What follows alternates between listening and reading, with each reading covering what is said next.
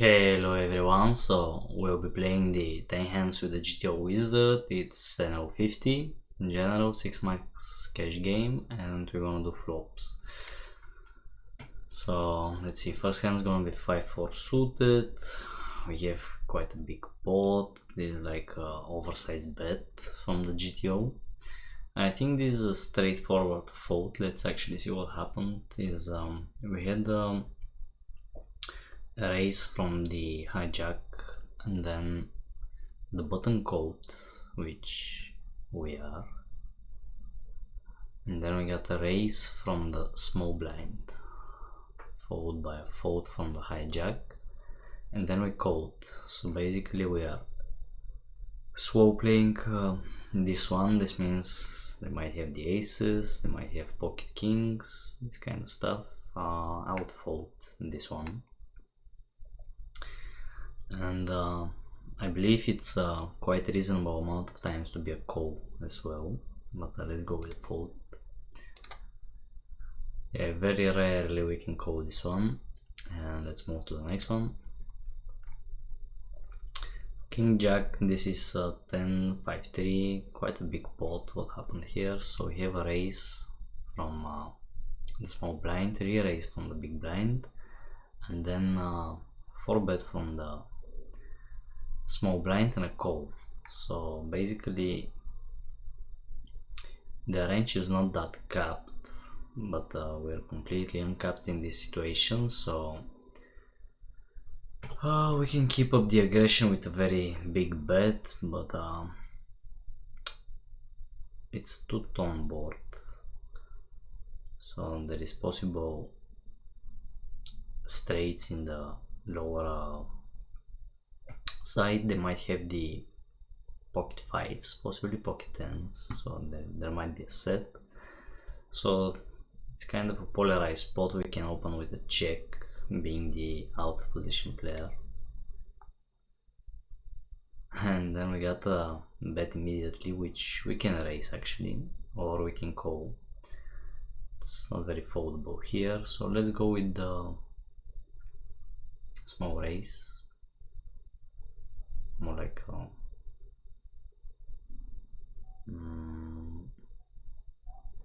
call should be okay here. Fold is probably not a good idea. Basically the check wasn't that good of an opener, so we need to take back the aggression in this situation, so let's raise it. Now we are on the straight draw ourselves, so we can either do a little value bet, which it's not preferable in this situation, so let's go with a check. And that's an all-in, so this is where we should probably fold it, because if it was a bluff, they wouldn't have called the raise on the flop. And now we are on the draw, and we have to commit all the chips. I believe fold is the best move here. And yeah, that was a bad raise here. Just fold was completely fine, because they had the pocket sixes. But the check, I think, wasn't. Oh, it was the best move. I believe that value betting here was okay. Like the big ones was not very good idea. Having a little bit capped range from the enemies, like in the weak hands basically. So it was quite reasonable for them to go aggressive in this board. But yeah, basically a fold was the best move on the flop here. Interesting. And then we have ace 2, so that's jack 10-6. This is like quite a small pot, so basically we have high jack raising, and then we just code. Our range is quite capped here, so let's go with a check. And then we're faced with a bet, so we're nowhere close to making a flush here. Going for the ace with the kicker 2, I wouldn't take that. Check and then fold was the best move. pocket 7s as the UTG, and the big blind is defending against us, so we raised with 2.5, then we got re-raised, and then we called. So their range is quite uncapped. They're having all the king axes. It's a two-tone board, but we have the pocket 7s, and this is just a value bet, so we can float through the river. And now we have a 7, and this is increasingly aggressive move.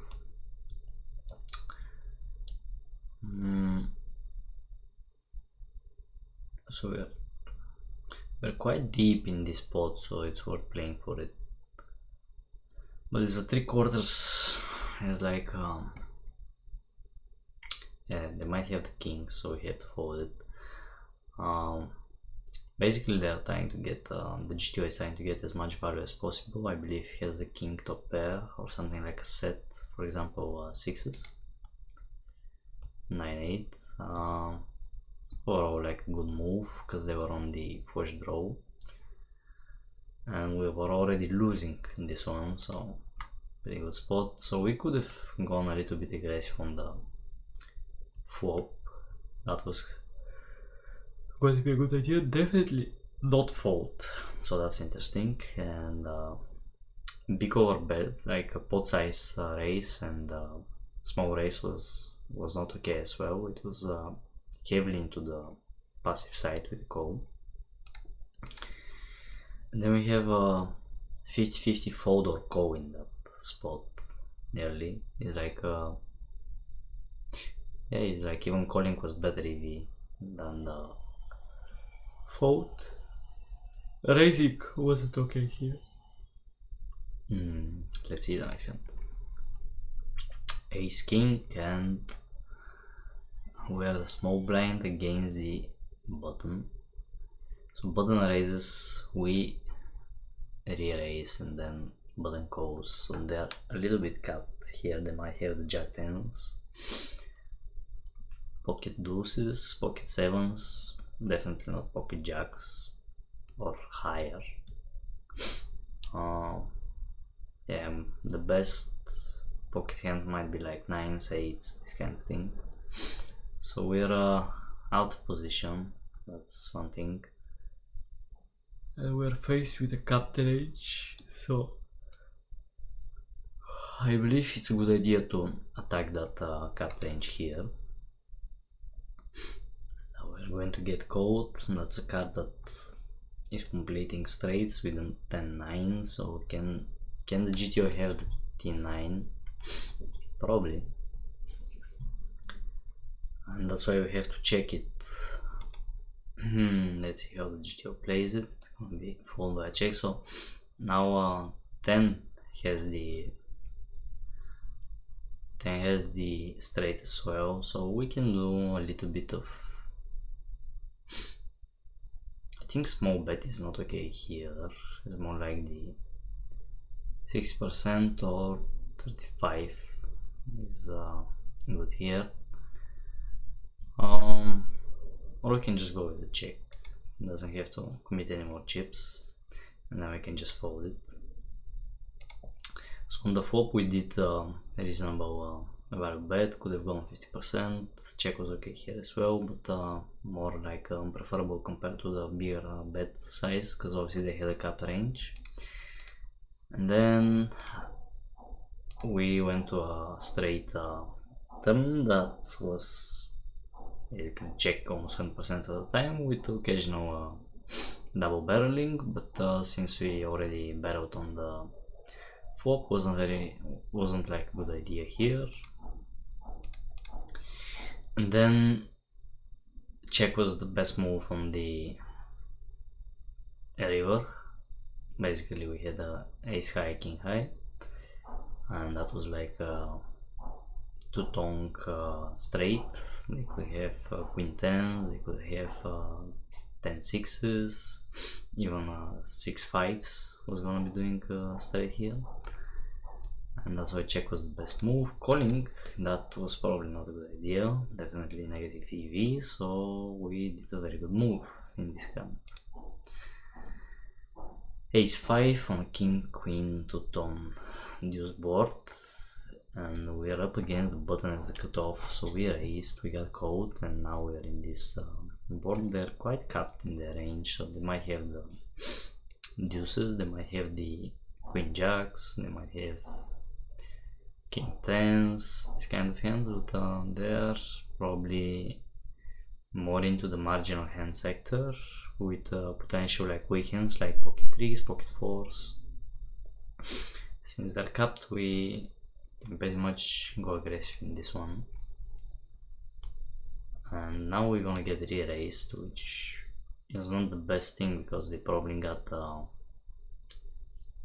like a pair here, so we can call looking for the ace, so like straight is possible as well. We can go in the lower side on the Broadway side, so let's go with the call, sit turn, and now we're on a straight draw. So tens is gonna give us a nutted hand unless until it's a 10 spade, it can be beaten by a flush, so we might want to go with a check. And up against 33% bet, we probably want to check the river as well, and this is where we have to forfeit this hand. And we did quite bad on the flop betting here. Check was the most preferable move, but wasn't like so much, so it's a blunder, still a bad move though. It was a very small EV, so we took on a lot of risk, like checking was a better EV here, so yeah, we could have seen the turn and the river committing less chips by going passive. See on the next one. It's not gonna tell us because we already had like a bad move, and they had like the pocket 8, so the read was pretty much like basically near to what we expected, but the GTO played it quite aggressively. So let's see this one.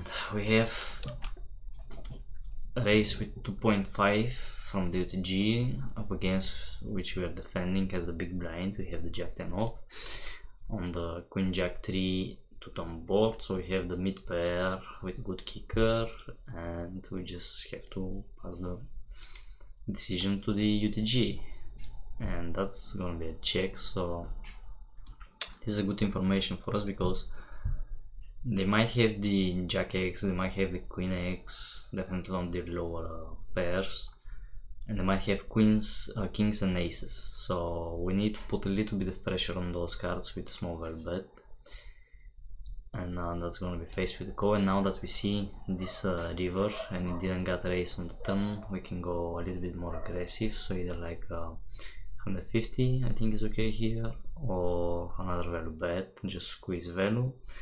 77 is like 3/4 is also fine. Yeah, I'm thinking between the 150 and 77. Probably gonna go with 77. That's a fold, so we did quite bad in the turn, should have been a check. But that's okay. And then it was again check on the river. Well, they might have had the set on the river. I don't think we did that bad on the turn going aggressive and then continuing the aggression on the river. We even managed to fold the GTO with this, which is quite unusual, especially with like a pocket pair. So while we lost some of the EV, because obviously they could have went with value bet themselves if we played passively, I don't think it was that bad to fold the GTO as well. So pocket 3s, and now we have fold. That's the button. We are the button raising 2.5, got re-raised, and then we called, so we're a little bit capped, the enemy is uncapped, and that's half pot on the flop. The 10-8-5 two-tone board. It's actually not that bad for a call. I'm considering a raise here, probably not a good idea. They might have the pocket high pairs, like aces, queens, kings, jacks. Might even have the set of 10s, 9s, is quite a possibility, or set of 8s, could be. So let's go with a call. And that's another card that is pretty much in our favor. We can check behind, being in position player. And now this is the best possible river we can find. So we can go with a value bet. Should it be small? Should it be big? Let's go with 1/4. That's a fold, so it's inaccuracy. Should have been a bigger bet here actually. And I'm more interested into the, so we could have done a bet on the turn. They were on a flush draw that never came, so call was the best move, so we did alright. Just could have started barreling on the turn with small value bet, and then consider it as an inaccuracy on the, but check was gonna be a blunder. So yeah, basically 60% or 85% was the best move here. I was even considering like oversized bets, to be honest. So let's move to the next one. King 7. Then what's happening here is we are the big blind defending against the small blind who called us, and then we just check. And we both have capped ranges, and they're opening with 3/4, which is probably open with most of the hands. We have a king high, an ace board, so we can just call it here. And that's gonna give us a queen.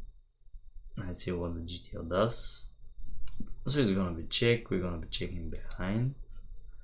And now we find 7 pair, which is not a bad bluff catcher, we can even raise it. But I think call is the best move.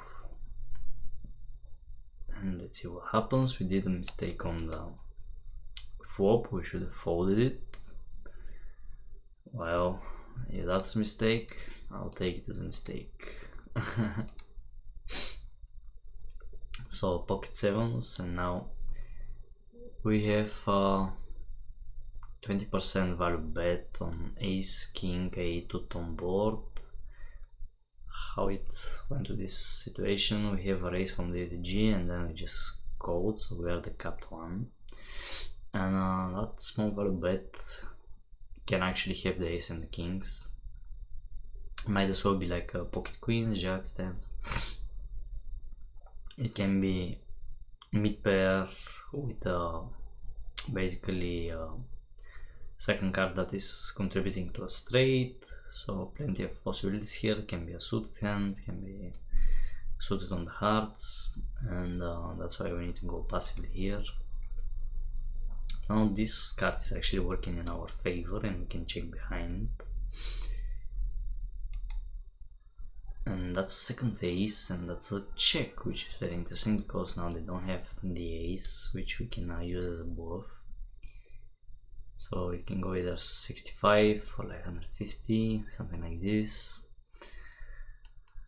But since we played it passively on the flop, it's probably not a good idea to go very aggressive here, so we can try with a small value bet. And that was a blunder, it should have been bigger. Or a check. So either 91% or check.